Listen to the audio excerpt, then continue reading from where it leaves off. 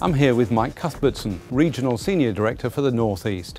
Mike, what's been happening in the North East then? Well, we just celebrated the first anniversary of our move to Central Square, new offices in the middle of Newcastle. It's an open plan format, which is different to what we had previously.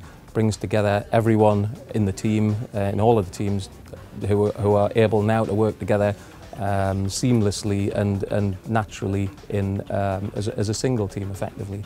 And that's led to a lot of joint working between different teams, a lot more collaboration in a very sort of natural way. And what about the wider market? The wider market, well, we're used to a tough market in Newcastle. We're used to operating in a fairly thin economic environment, and what we do very well is to focus on the hotspots. The hotspots at the minute are food retail, housing, which we see as something that the government are really going to latch onto, infrastructure and regeneration, all of which, you know, have led to some quite profitable areas of work. And what about your work in the energy sector? Yeah, well, the North East has become quite a centre of excellence for the green energy sector, particularly around the Tees and the Tyne, and we've got actively involved. I would say we're one of the market leaders in that sector. Let's take a look at the highlights. Wynyard Pork. GVA acted for Huntsman, the giant American petrochemical corporation, to acquire an 85,000 square foot regional headquarters with a mix of office, storage and laboratory space.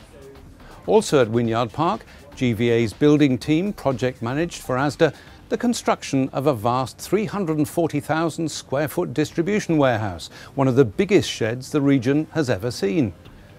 Cobalt Business Park.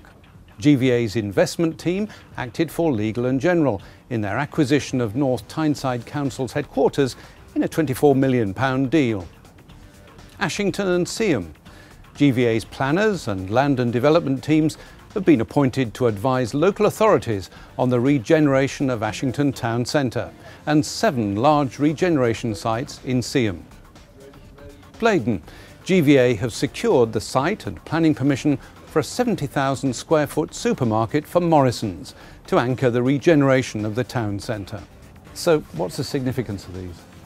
Well, I think they're all transactions and developments which are as big as you would have found at the peak of the market back in 2007.